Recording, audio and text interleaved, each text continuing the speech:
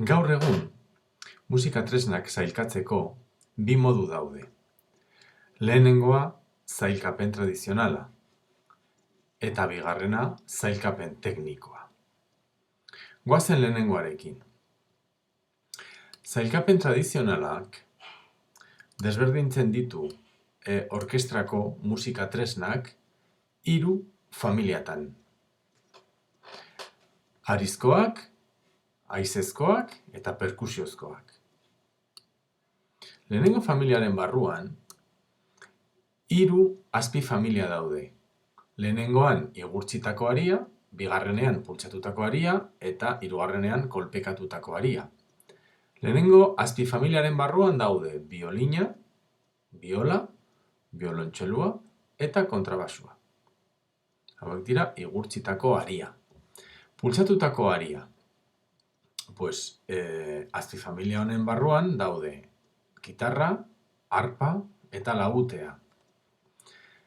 Eta kolpekatutako hariaren barruan daude pianoa eta kontrabasua. Gero daukagu haizezkoak. Beste familia handi bat, ezta? Familia hau 2 azpifamiliatan banatzen da. Haize zurezkoa eta haize metala. Haize zurezkoaren barruan daude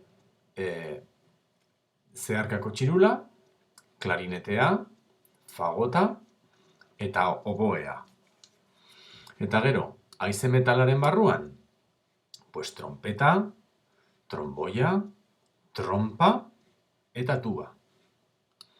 Eta falta zaigu azkenengo familia, perkusiozkoak. Perkusiozkoen barruan daude 2 azpifamilia.